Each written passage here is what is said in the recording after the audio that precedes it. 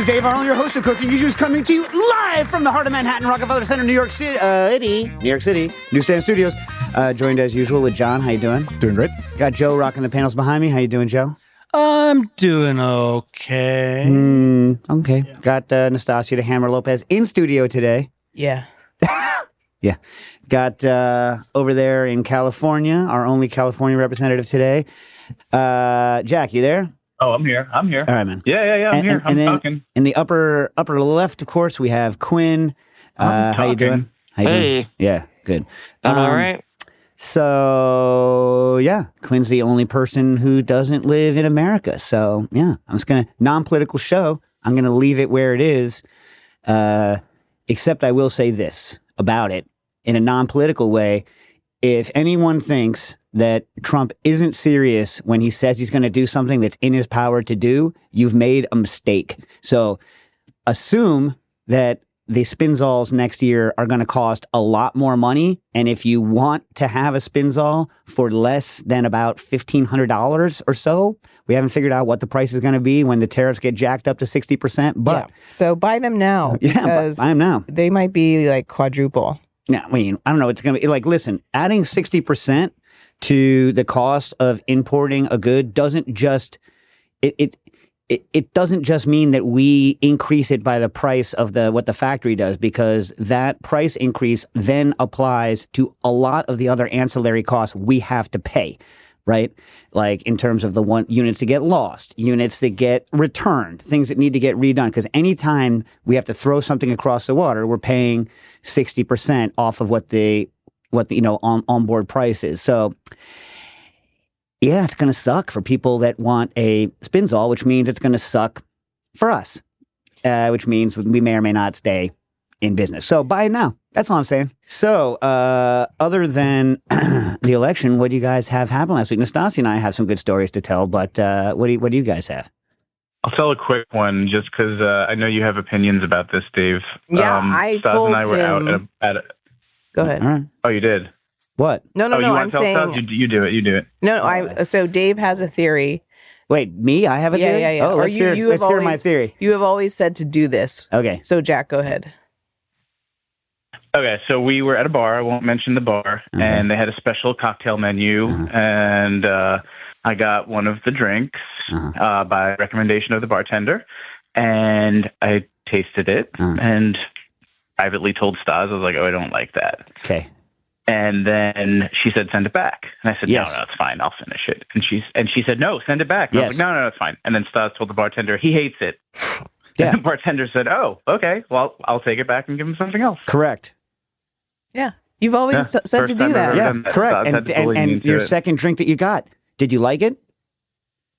I did. Winning. Everybody winning It all was hard the time. for me. I can't send things back. I don't Because- know why. because- The same way, Jack. The Because exact same way. let me ask you a question about this. Do you feel better about that bar now? I always liked the bar, but yes, I mean, in theory, yes, it was the right way to handle it, So- like on the bar side for sure. They have one, and you have one. Now, let me ask you another question. Which drink of the night was it? Your first drink? Second. Second.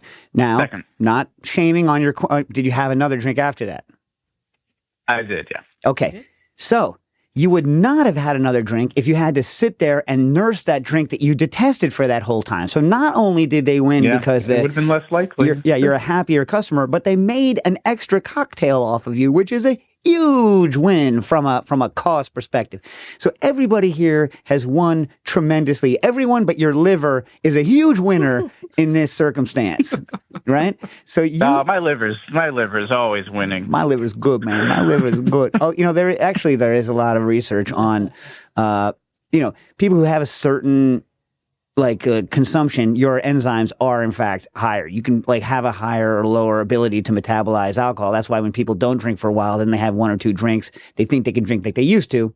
They can't. Anyway, they cannot. But anyway, yeah. So that's a win. So I hope that you've taken that under consideration. However, I also don't do it.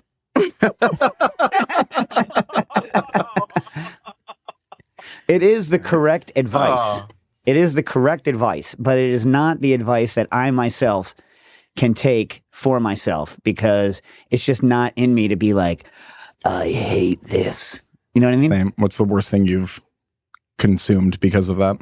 Oh, I mean, like I won't say in a restaurant. I'll say it. I mean, I've told this story years ago, but my stepfather's stepmother, Dee Dee, she was famous for her cheesecake. Right? This is in Medford, like outside of Boston, and so it was like you had to like. Not only did you have to like everything, but like she fed the hell out of you. Like she fed you until you popped. You know what I'm saying? Like it was an absurdity. So I eat this we had huge like family dinner with the freaking, with the gravy, with the pork chops and the freaking brajol and the freaking sausage and the pasta, plus like appetizers for hours beforehand. Like, blah, blah, blah. Thank God I wasn't drinking wine at the time, or I would have been completely under the table. You know what I mean? That kind of meal. And so she busts out cheesecake. Now at this time in my life, I love cheese, love cake, hated cheesecake. I love cheesecake now. I've grown. You know what I mean? Hated cheesecake. Detested it. It's like one of those things where I'm like, oh, cheesecake. Oh, you know what I mean? So Dee Dee's like, my famous cheesecake. And she pulls out this like giant, you have to picture Dee Dee. Dee Dee had been a hairdresser. So like she was born in the 20s. And so, like, her fashion froze some point in like the 60s, and she's like Medford, like Italian, and she was a hairdresser, so her hair was poofed up in a very particular way. But she was an older woman, so the hair was poofed up. I hope you can picture what I'm trying to get at here. Yeah. So she comes out with this cheesecake. She's like, oh, a big slice for little Davy. And so like, I'm like eating my way through it. I'm like, have to. So I plow my way through this cheesecake. I make it to the end and I was like, oh, she's like, oh, you like the cheesecake? Have another slice. And she pulls out another slice of cheesecake. And I had to pound through 2 slices of my least favorite dessert. So that was the kind of worst thing that I've ever plowed through that I don't like. Yeah. You also go the other way where we had to not eat at that house. What? Which was that? No, that has nothing to do with it. Styles is trying to bring up this story we've been told ad nauseum. We're not going to talk about it. Then why'd you bring it up? I was just thinking that you do it in the other direction too. You are that scorpion or that snake riding on someone's back, and you sting them, and everybody drowns. You're like, my nature. You're the a-hole. You're the one that put me on your back, you jerk. You know what I mean? That's you. Anyway, what about you, John? What's your least favorite thing you've plowed through? Ooh, so ordered a dirty vodka martini at a bar. Somebody had put the honey syrup in the olive brine instead. And you powered through it? Yeah. Jesus. So, yeah, really unpleasant. I just don't know why you would power through it. Yeah, I don't know. I don't want to send anything insane. back. I'm fine sending stuff back. Yeah. No. The other question is I'll power through anything. Yeah. The other question is like when you're going as a pro, then if you can't send back if you think you might get comped either. Like that's the other thing. Oh God, right. Yeah. If you think you might get comped, you can't be like, man, this kind of sucks. You know what I mean? You can't do that. You know what I do though? I've made up fake allergies so that I don't have to eat the stuff if I get comped. I know that you do this kind of thing. I just can't. And then I get the good stuff. I get extra tuna belly instead of you can't have the tuna belly because it's got like a little bit. We're worried there might be some cross contamination, and you're allergic. It's just no. I say I'm allergic to uni and why lie? Why don't you just say this? I hate uni. Just say that. I love uni. You know why? Because they're like, oh my God, that's crazy. Uni's. And I don't want to hear it. I just like. Usually when I say I hate uni, they're like, oh my God, wow, it's the best. And I'm like, fine. You know what they say when you say you're allergic to uni? They go in the back, like, she ain't allergic to uni. Yeah, there's no one allergic to We don't have to have that conversation though. Like, I don't have to hear them tell me how great uni is. And yeah. No server worth their salt is going to say a freaking thing to you about your likes or dislikes. They always do. Which they? Every single sushi house that I'm like, I really don't like uni. And they're like, wow. Or like the guest next to me will be like, what? You know? Hate it. Yeah, that's me. That's what I do to you. Yeah, I know. Every friend, I hate it. Yeah, but then, Jack, you know her. So if she says to you, if she says in your earshot, I'm allergic to uni, you're just going to be like, wah, wah. And then she has to have the conversation not only about that she doesn't like uni, but that she's a liar. No, I don't. I mean, like, I'm allergic to it in a way that makes me hate it. How about that? Like, nope. No, allergies are a real thing, and we in the restaurants have to take it it's a whole different level of taking seriously allergies, yes. Yeah, it's a whole different level of mishigash for a restaurant. Say, is there anything you can't eat? Yes, I can't eat uni and scallops. There. Sure. That's exactly. But that's not what they usually Usually they say any allergies at the table. You know what I mean? But I also say it in a sushi place. May I other any of you? But I also say it in a sushi place because if you're getting like the thing, and it's usually part of the thing, I want to enjoy like another delicate thing that that's not uni. So yeah. What? By the way, what is the nice way of asking what they can't have? I was just thinking about that. I don't know. Like, what is a way? Any restrictions? Yeah. Dietary. Yeah. Or is there anything? Dietary preferences? I don't know. I don't know. Like, there's got to be a way that doesn't try. Is there anything you don't eat? I think that's good. It's simple. Yeah, I guess. Except for like you know what I mean? Like someone who truly can't have something. But then they can respond and no. Is there anything you don't eat? Yes, I'm allergic to this, or I really don't like this. Then it's just like you tell them what that thing is. You're kind of reminding me of the waitress in Twin Peaks when they asked for the specials at the diner. Oh, it's been so long. I don't remember. Like what? Like they say, "Well, we want to hear about the specials. You want to hear about the specials? We don't have any specials." That's the way to do it. If you have no specials, then I don't have to waste time thinking about them. I go blank the minute someone talks about specials. I hate hearing it phrased as we have some additions to the menu this evening. I don't know. It's just sounds really I can read a board, I can read a little piece of paper, but as soon as someone says we have this, I go that's what I'm hearing in my head. And then every once in a while, like if I can hear individual words. So if they say like pork belly, I can be like, wait, what? What are you doing to that pork belly? Oh, it's just a little bit shred up. Okay. You know what I mean? It's like, anyway.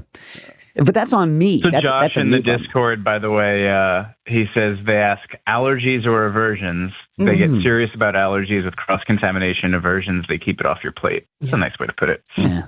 Keep it off my plate. Aversions. You gotta start telling people says you have dietary aversions. She's like aversion to scallops, uni, and the dude next to me. Yeah. All right, John, you went to the Superiority Burger. Yeah, delicious, great spot. Really. Did you have his fries? I did. How were they? They're very good. I had one of his in-betweener fries. I hadn't have his final version. No, I liked it a lot. It was good shape, size, all that stuff. Yeah. But I also liked how you could still, I don't know, like there was a distinctive taste of potato coming through, not just, I don't know. It's a hard thing to describe. This is why Dax, okay, get this. So the average potato chip, for anyone that knows anything about making potato chips, they're theoretically easy because all you need to do is get all of the water out of them before they burn. The only thing that you need to do is get all of the water out of it, 97% of it, out before it turns burnt, right? Yeah. So if the potatoes are too high in sugar, they get real dark. If they get real dark, typically they taste kind of burnt. You know what I mean? Like, so what most people do is soak them, right? But Dax doing non-soaked and soaked side by side, every soaked one, he's like, these don't taste enough like potato. So then you have the problem of you can't really control the potatoes that you get in a regular supermarket to the extent of getting their sugar level down. So I don't know. Interesting problem. Yeah. But keeping the potato in, a lot of the way you keep it, I wonder if you made some sort of, instead of water soaking thing, like what if you had some sort of like thin potato stock? Like could you soak them? I don't know, whatever. No, probably not, because then you'd be starching the ever-loving crap out of them. What is the non-starch flavor of potato? I mean, like technically, we'd have to ask Ariel or someone who has done like HPLC stuff on potatoes. But Dax can very clearly tell the difference between a potato that has been put through water, even a little bit, and a potato chip that has been, and the same is true for fries. If you, I wonder, people who do no water blanch and just do like in Belgium, right? They do a lower temperature oil blanch. They just control their oil better, right? They don't do a water blanch in Belgium. No, they don't. Right. And so, maybe that is the best potato if you can control your oil properly. Yeah. Don't know. I mean, they do make the best fries that I have had out. You know what I mean? So, and by the way, most of my fry studies were before I did a lot of the potato chip tests with Dax, who clearly could tell a soaked potato from a non-soaked potato and clearly preferred the non-soaked. Yeah. Right. So, anyway, so maybe I'll figure out how to condition potatoes better to get their sugar level down. There you go. Nami? Yeah. Nami? All your free time, you can work on that now. Yeah. Assuming we go out of business with the Spinzals. Perfect. Yeah. The best. Got a backup plan. That's great. Yeah. So speaking of business, Nastasia and I had a super fun time yesterday. What did we do, Nastasia? We cleared out the storage unit and part of my house. Yeah. Yeah. So Nastasia, we had to get Nastasia's moving out of Stanford. So we can now tell you where her house was. On the water, yeah. Yeah, but it's like a tiny house, like a carbuncle, like a barnacle on the end of the land, like right in Stanford in a place called Chopin Point, right? And she lives next to, to give you an idea, like this house is smaller than most people's garage, Yeah. right? It's a freestanding house, but it's on like a good chunk of land, but it's smaller than most people's garage. But the people next door are the kind of people that have an infinity pool next to the sound, right? So that's the kind of like difference in. So Nastasia is like, I have to throw my bed away. I'm like, okay, fine. So I go up. Now, the only way to get upstairs in Nastasia's house is like a spiral staircase that, it's barely big enough for an action figure, right? And so then you're going up this spiral staircase and she's like, I need to get the bed down. And so I'm so tired and angry that I pick up the mattress and I just start shoving it into the stair. And she's like, it's not working. And then she's like, oh yeah, there's a hatch.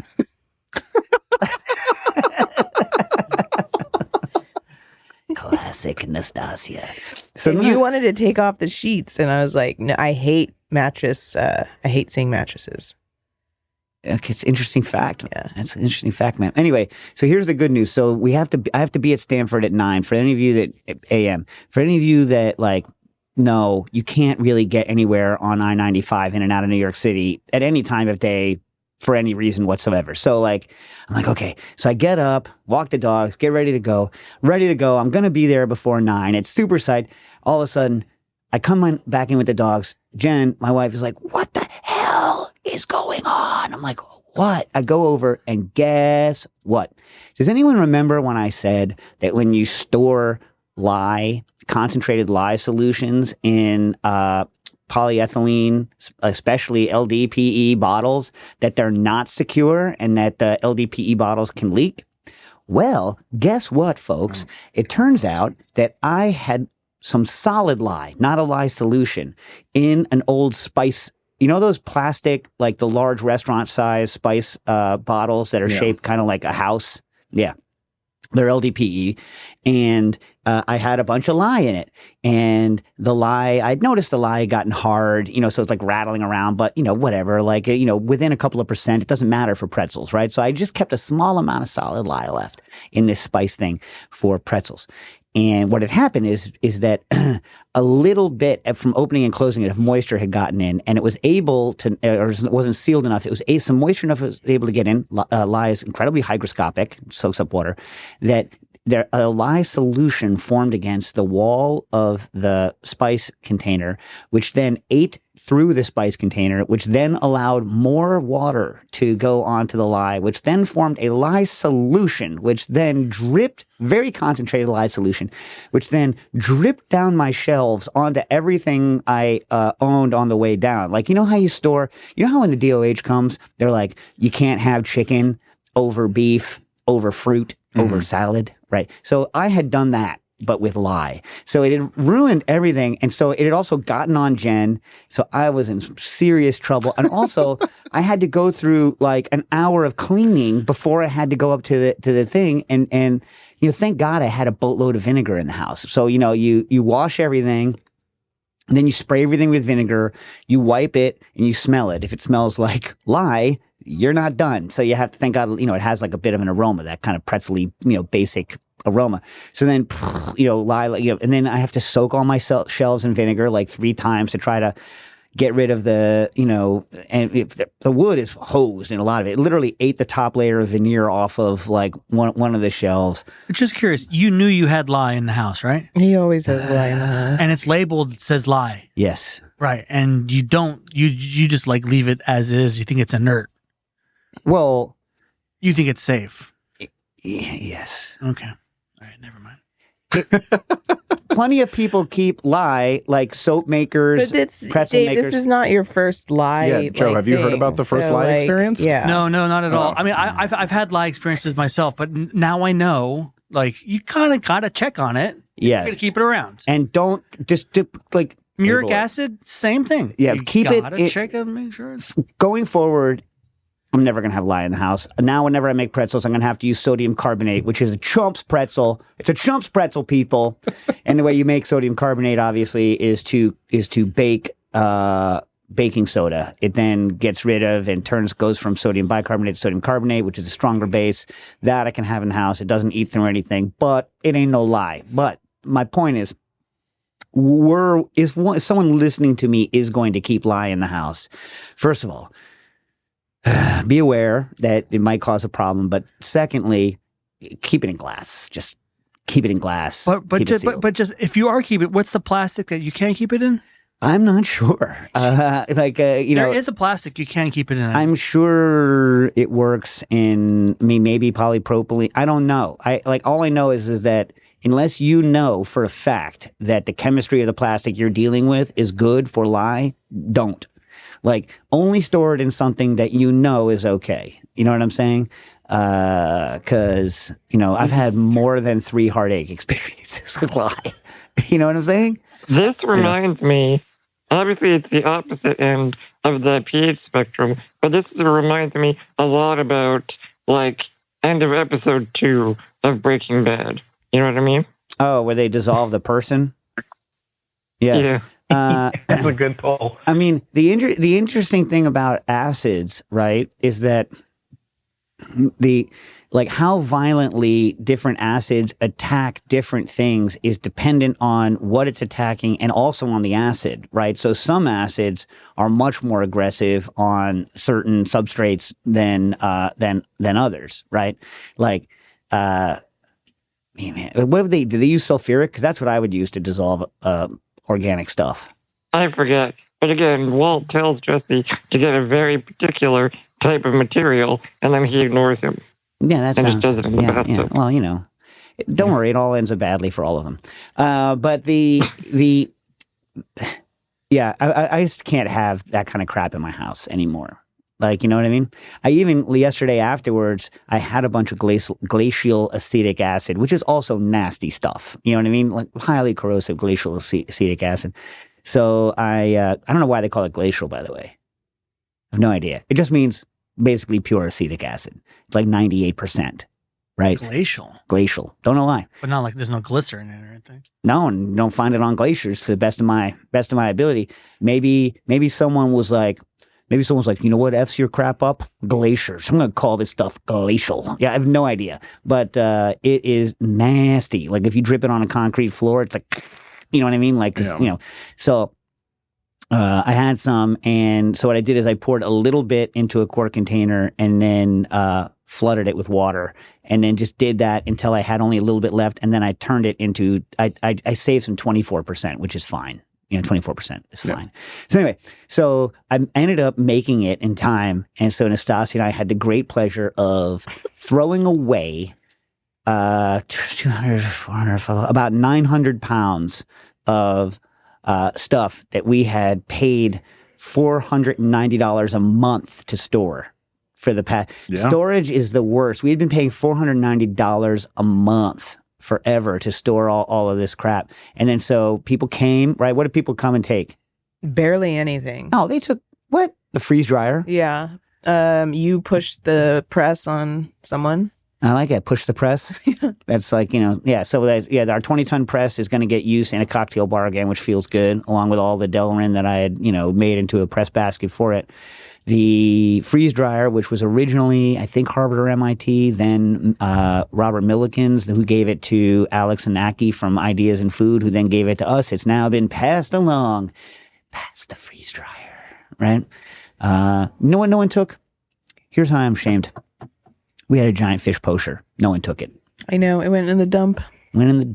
Oh. My first bass I'd ever bought, I ruined it by trying to turn it into a bass banjo years ago. And I kind of ruined it. It never played the same afterwards. So I'm I'm 53 or 54, whatever it is. Did you say bass banjo? Yeah, I took my 19 whatever it was 85 Japanese built magenta or raspberry was the actual technical color P-Jazz bass. That was the first bass.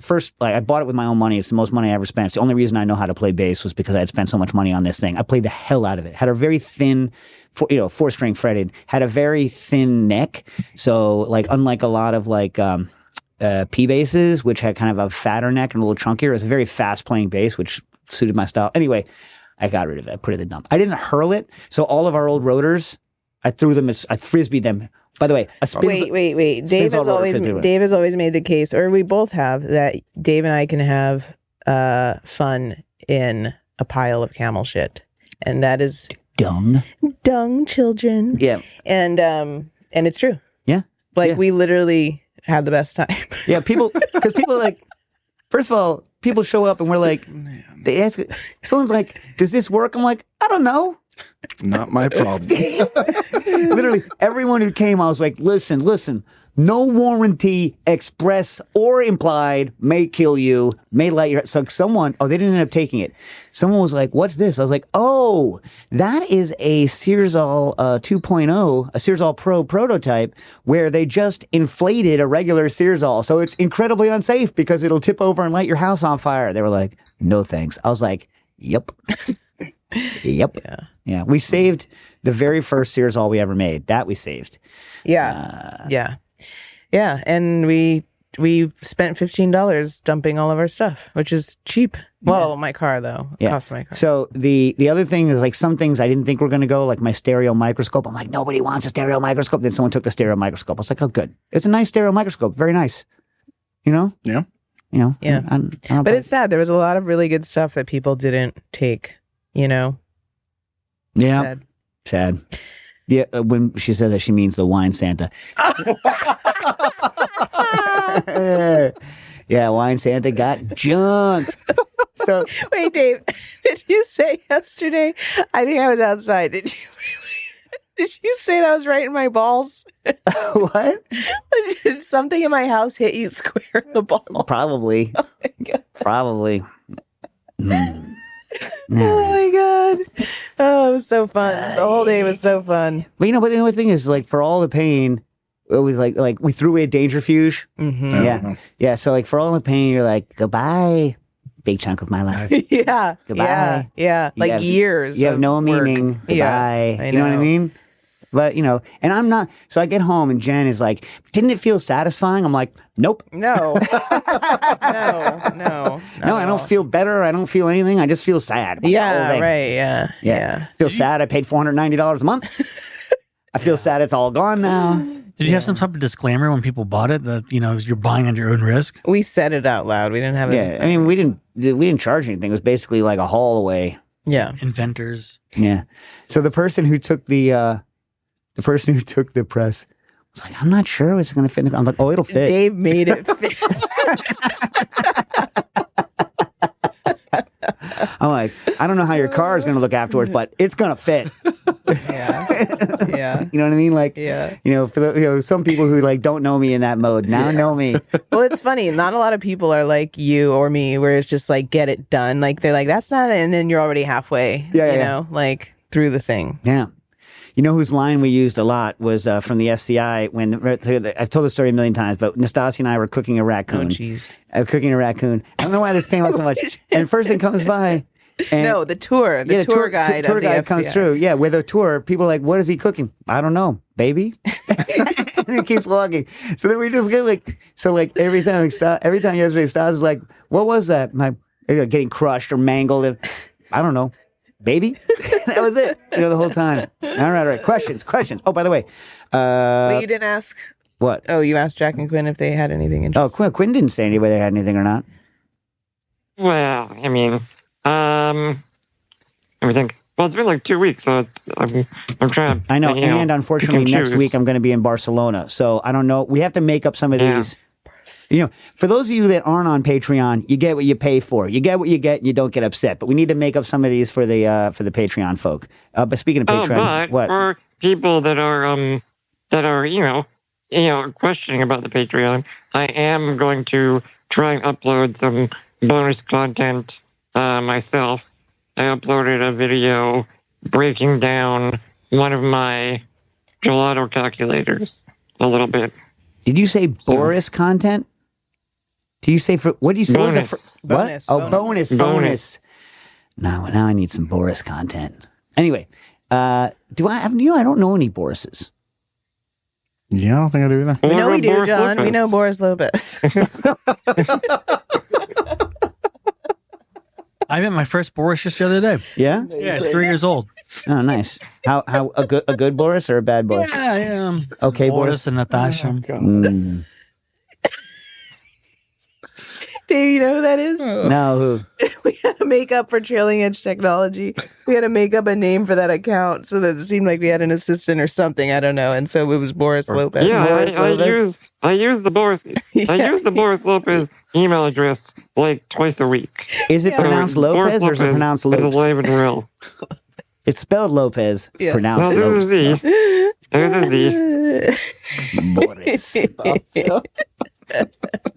So, for those, by the way, if you're listening on Patreon, you can call in to 917-410-1507. That's 917-410-1507. That's the only way to listen live. And your questions are theoretically prioritized. We're going to get to your questions in a minute, but you want to tell them why they might want to be on the Patreon? For instance, the discounts they might get? Yeah. Regular non-Patreon chumps, by the way, can get a discount. Not that you're a chump if you're not on the Patreon, but you know what I mean. Can get a discount for a glass van by using the code Dave Arnold, no spaces, capital D, capital A. But Patreon members get a bigger discount. What else do they get? We get discounts also with Grove and Vine olive oil. Which is delicious. Delicious. Delicious. Kitchen Arts and Letters when we have guests on their books. So Miley Carpenter, who's been on the show, she was over my house, and she pours some of that oil that that Nick tasted us on from Grove and whatever tasted us on, and she's like, "This is delicious." With this, I was like, "Yeah, suck it." You know what I mean? That's what I said. I didn't, but I did. So it's delicious oil. Yeah, no, very good. But yeah, a bunch of great things like that. As you know, we get great guests on and things like that. So yeah, check it out. Patreon.com/cooking issues. Bunch of different membership levels. If you want to participate, access to the Discord. Do we ask them about what guests they want? Yeah, I think they chime in the Discord. People make suggestions. Yeah. There is a suggestions channel in the Discord. So Okay. Yeah. So yeah, Okay. there you go. Okay. All right. So, Math Man writes in, my in-laws visited Hungary. I really want to go to Hungary. Need to go to Hungary. Anyway, my in-laws visited Hungary because you can just fly to Vienna and then get a couple days in Vienna, then drive out, see all the cool stuff. You know what I mean? All of it. Yeah. No, never been east of Vienna. Same. Not, all the way. Yeah. Anyway, my in-laws visited Hungary and brought me back a few varieties of paprika, sweet Hungarian, and smoked Spanish. Why are they bringing back smoked Spanish from Hungary? Doesn't make any sense. Makes no sense. Anyway, what are some recipes to highlight their flavors and not be drowned out by a lot of other spices? I mean, I use a lot of paprika, often smoked, often a mix of sweet and the spicier ones so that I can get much larger quantities of it in. I almost exclusively use it in tomato-based recipes though, like the shakshuka style things or a lot of things like that. I'm trying to think of anything not, I put it into my fake stuffed cabbage that, People enjoyed it, whatever, even though it wasn't with the real meat. I don't know. What else? What do you guys like it for? Mayos? Oh, and mayo? Yeah.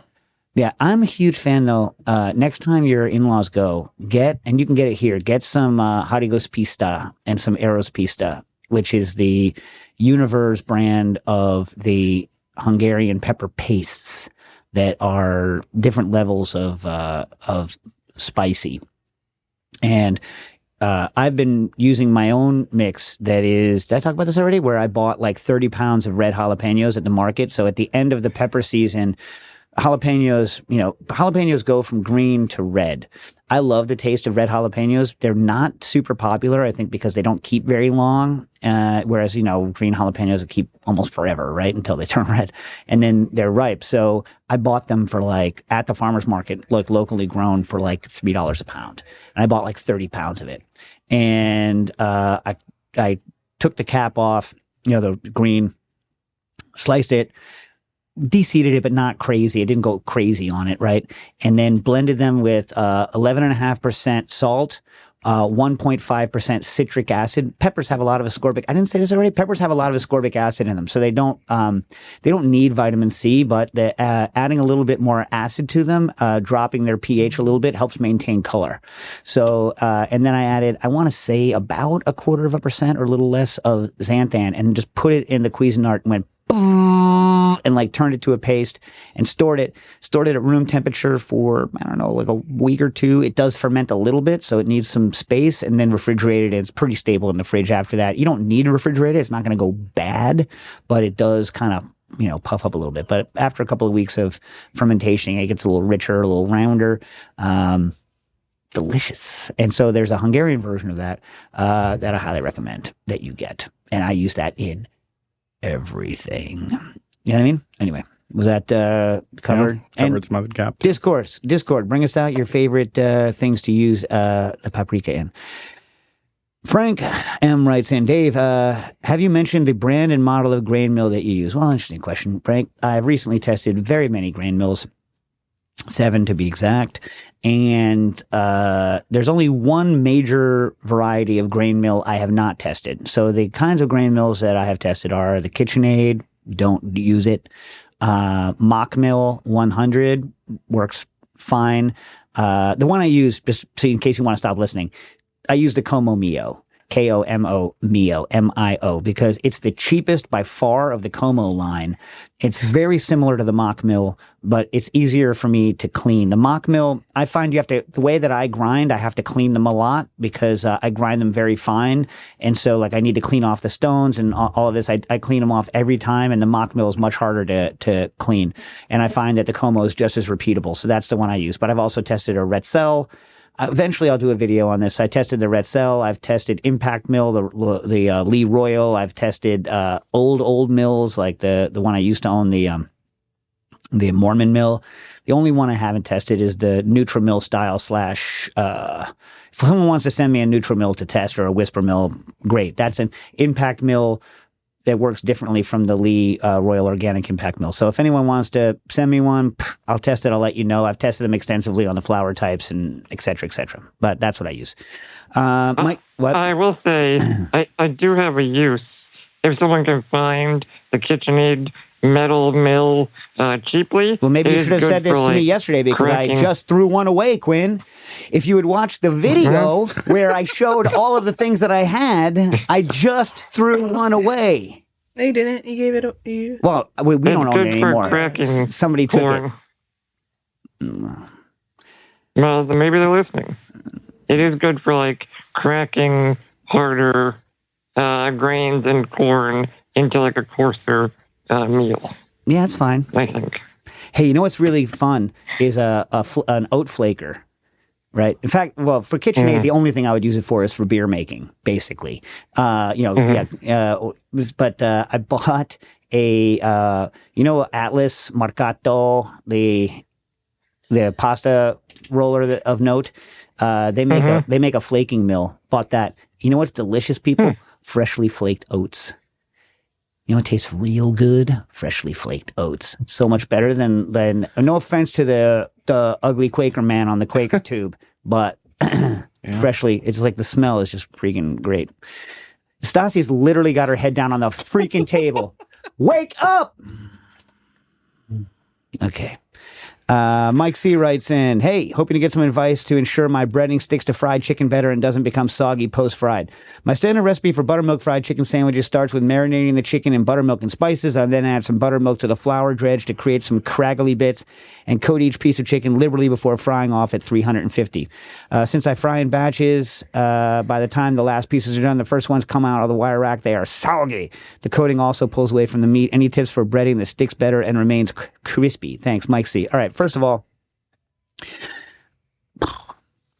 look, there are a zillion ways to make crispy fried chicken, right? So like almost everyone who rates fried chicken for a theoretical living, they give the best in show to a place called Willie Mae's Scotch House in New Orleans. And those weasels use wet on wet. They take it directly out of a wet situation, put in, and throw it into the fryer. So it's like, it's crazy. You know what I'm saying? So like, it's, I think, hard. So, you know, we had a fry consultant we spoke to and thinks that it's protein drip out of the chicken that's causing that stuff to be as good. I use dry. I dry off my chicken skin, like I air dry my chicken before I bread it, and I do dry, wet, dry, and I don't have any kind of blast off or uncrispiness problems. So there are technical ways to solve this in terms of like how your batter form works, like whether it's dry beforehand and whatnot. And then there's also ingredient things. You can make great crispy fried chicken without using any fancy technical ingredients. I'm just going to say that. Some people use fancy technical ingredients and get a good product, but it is not necessary. Some people use all kinds of random starches, and they can create great effects. Also, not necessary. You can create them the same effects. There are many ways to a crispy fried chicken. One of the things I'm going to say is I didn't see in your list any leaveners. You need a little bit of leavener in one of these batters, because if you don't leaven it, so like this is what I'm told. What happens is as the water in the skin and chicken like turns to steam, if the crust isn't porous at all, it's just going to blast off. It's just going to get nuked off of the skin, right? So it needs to be somewhat porous and aerated with some sort of leavening to allow you to get all of the steam out of that area without kind of blasting the crust off. The other thing on adhesion, you know, if you're not going to do a wet situation like Willie Mae Scotch House, right? I think in those situations, it is better to have like a tack dry skin.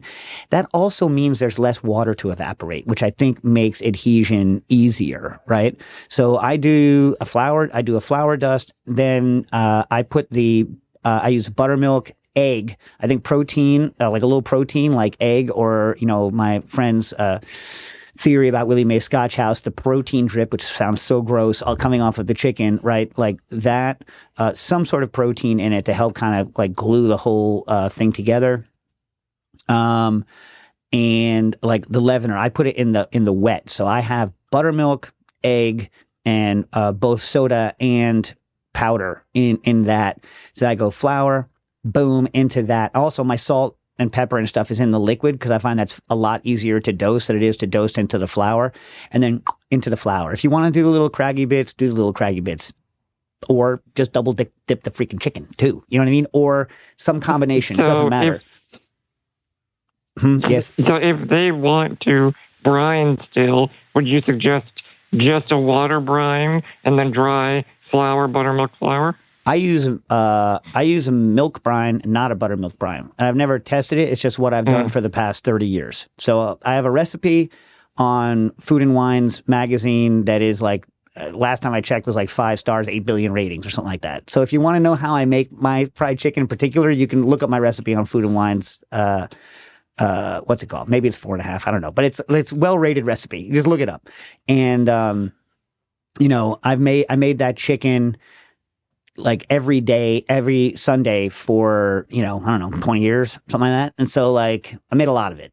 And that is, I milk brined it. I don't know if it actually made a difference, but it was very salty, so I would salt the milk until it tasted like the ocean. I would add sugar to it until it cut the salt back a little bit and I could start to taste the sugar. Sometimes I would add spice to it as well. Not that I know that it makes a difference. And I would soak it in that for a while and then, a couple of hours and then air dry it for a couple of hours on a rack in the fridge, then flour, then buttermilk egg. My issue with buttermilk brining and acidic brining in general is that for smaller pieces that you're going to overcook, I think buttermilk and any sort of acid brine is good. So when I'm doing like tandoor style work where I'm going to use very, very high heats on thin pieces of meat, I'll tend to use like a yogurt plus lemon juice style of brine. But buttermilk on a big old piece of fried chicken as a brine, if you are not going to overcook it, it can sometimes get a little fibery because the acid can break down the structure of the meat.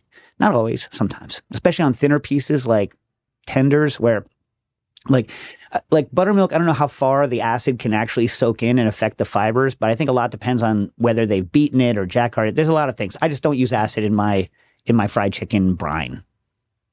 Whatever. Your mileage may vary. All right. Also, you can get a good holding oven. Get an APO holding oven and keep it so that you're constantly getting extra moisture off of the offside. Don't crowd your chicken when you're storing it on the racks. I would do it at like you can do it if you have an APO or some sort of you want to store it such that the internal temperature doesn't rise too high, but you flash off enough moisture. Like the actual numbers depend entirely on the system you're using, but play around with it.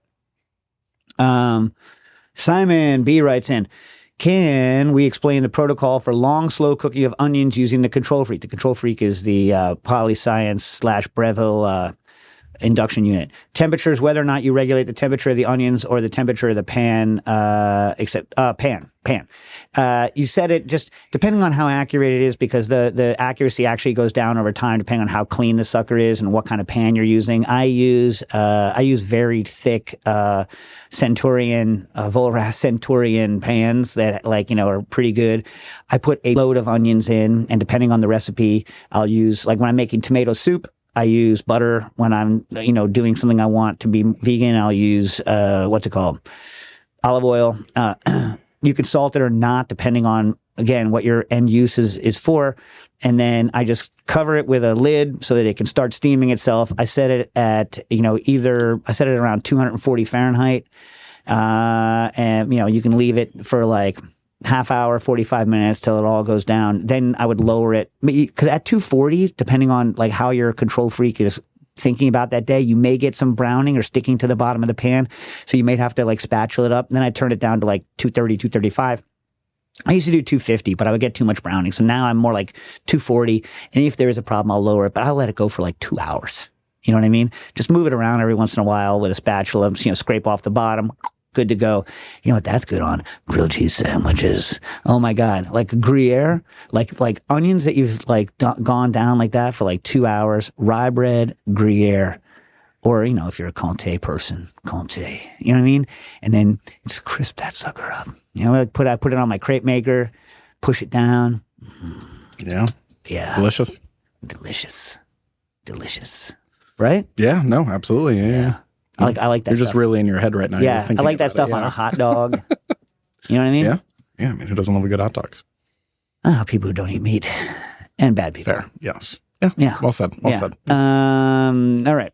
So, Patrick C., a correction from a couple of weeks back. Morrisher's Pork's, I was told this, which is good, thank God. Morrisher's Pork Store in Ridgewood closed, but Ridgewood Pork Store is still open. So thank God. Right? It sells whole cabbage leaves in brine. The brand is Brian's from North Macedonia. Not sure if it's the exact same thing you mentioned, but very good. All right, thanks, Patrick. Thank you. Rock Baker says, what's up with ultrasonic treatment? There was a recent post regarding the Hawksmoor Martini. Can you explain what's happening? No. Listen, when you're ultrasounding something, you're just shaking the ever-loving crap out of it at high frequency. So, it has an effect, right? I used to use it for emulsifying like small amounts of oil into things to make quote unquote milks. There have always been people who have done things like sonicate seawater. They say there's all sorts of effects. And yes, it's possible. I don't know. I haven't done a lot of side by side, but I'm not like, let me put it this way. I owned one for a long time. It got eaten by rats about 5 years ago. Mice, actually. Field mice. Not rats. It got eaten by field mice about 5 years ago, so I haven't had one. I've used an ultrasonic bath. I've never had an application where I'm like, this is what I need to do with my life. Right? Yeah. I've done some ultrasound stuff with some electronic equipment. Pretty cool. Well, for cleaning. Yeah, man, we had during Hurricane Sandy, our studio console got soaked salt water, and we had to literally. I was working as head engineer at the studio, and the owner came in. He brought up a garden hose, and we just washed the whole console down with water, just to get the salt water out of it. And then we took each bucket out and put it into this ultrasound, and it came back to life. Nice. It was beautiful. Yeah, no, for cleaning, they're great. And my dad used to build ultrasound machines, so I used to sit around bored out of my skull with an ultrasound machine, just like zapping like looking at the insides of various parts of my body back in the day. So ultrasound has its applications. From a food standpoint, I know that the modernist folks loved sonicated French fries. I tried them, thought they were fine. I wasn't like, I need to get an ultrasound bath big enough to make a quantity of French fries that's reasonable. You know what I mean? Because, Nastasia, an ultrasonic bath is enough to make French fries for Nastasia because she wants 0. You know what I mean? Yeah. But for the rest of us who want to eat a finite and larger amount of fries, you know what I mean? Anyway. And the second question from Rock Baker. Regarding quinces, any cocktail suggestions? Is it necessary to cook prior to juicing? Well, listen, that's up to you.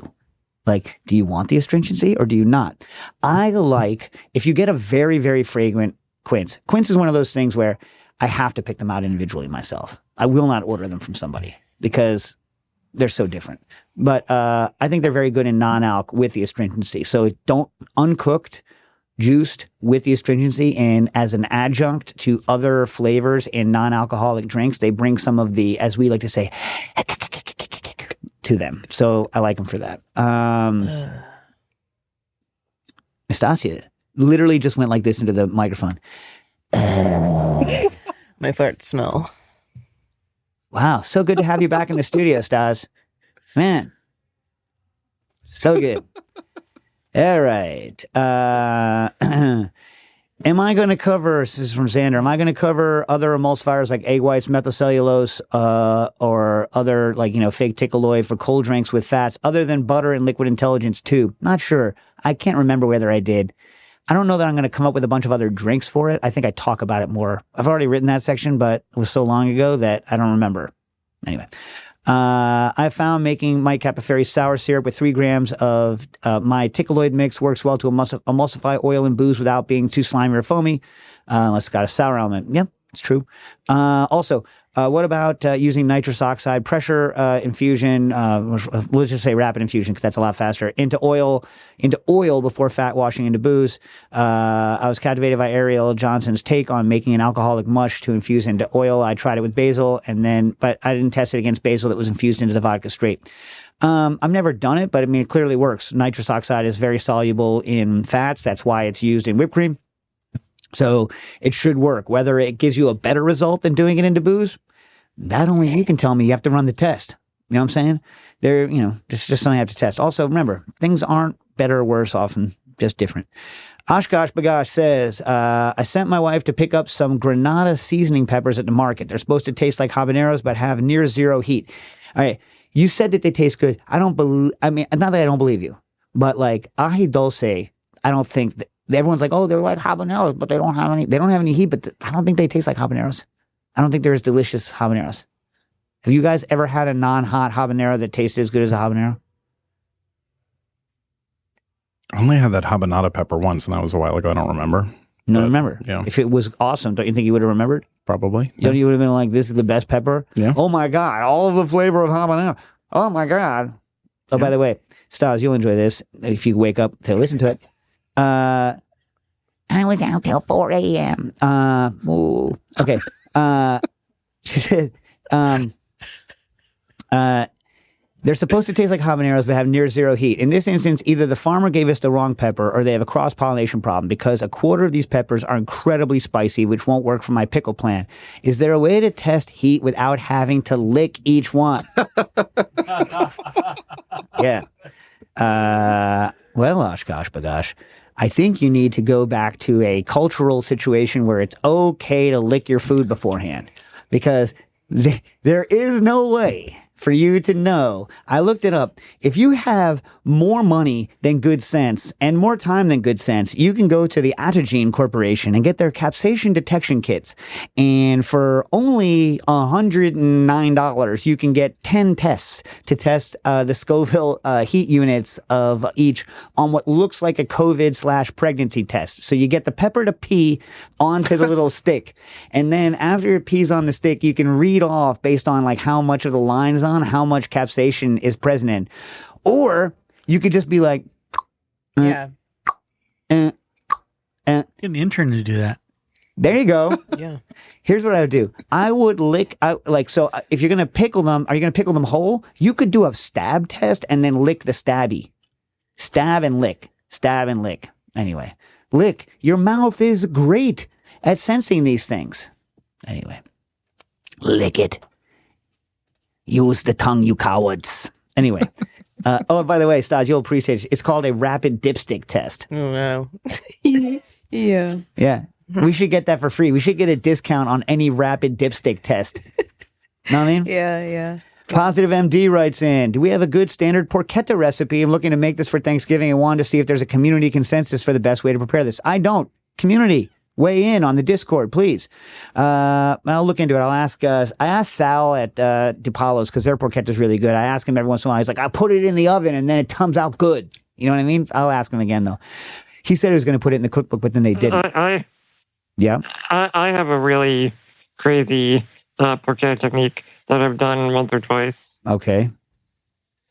I don't know if it's a community consensus good, but I take the porchetta, I do the standard, salting, seasoning, wrap it up, and I basically rotate and shallow fry the porchetta until the belly reaches like 85 Celsius, but the level of the oil is enough so that it's really not touching the loin.